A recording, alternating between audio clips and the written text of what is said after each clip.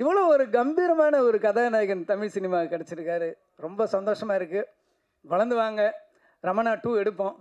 திருப்பியும் வந்து நம்ம கேப்டனை வந்து நம்ம காட்டுவோம். இந்த படம் ரொம்ப அற்புதமாக இருக்குது.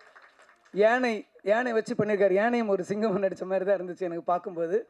உழவன் மகன் படத்தில் வந்து ஏவிஎம் ஸ்டுடியோவில் 2 ஃப்ளோரில் வந்து ஒரு ஃப்ளோரில் வந்து ஃபைட் எடுத்துகிட்டு இருக்காங்க. ரிலீஸ் ஃபிக்ஸ் பண்ணியாச்சு.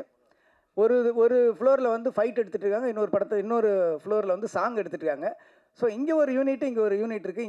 இங்கே ஃபைட் பண்ணுறாரு, அங்கே போய் சாங் நடிச்சிட்டு வர்றாரு. 2 பேர் மாற்றி ஒரு 4-5 டேஸ் கூட நடித்தவங்க ராதா இவங்க எல்லாமே மயங்கி விழுந்துட்டாங்களாம். அப்போவும் ஹார்ட் ஒர்க் பண்ண ஒரு அற்புதமான ஒரு ஸோ கேப்டன் வந்து எல்லாத்துலேயுமே ஒரு 100 மார்க் வாங்கினவர். உழைப்புலையும் சரி.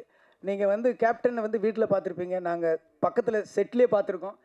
அவர் அளவுக்கு நீங்களும் கடினமாக உழைக்கணும். அதே அளவுக்கு புகழ் கொடுக்கறதுக்கு தமிழ் மக்களும் ரெடியாக இருக்காங்க. எல்லாரும் அவருக்கு வாழ்த்துக்களை சொல்லணும். நீங்களும் இந்த படம் மிகப்பெரிய வெற்றி அடையணும். இந்த படத்தோட இயக்குனர், ஒளிப்பதிவாளர் எல்லாருமே நல்லா பண்ணியிருக்கீங்க. எல்லாருக்கும் என்னுடைய வாழ்த்துக்கள்.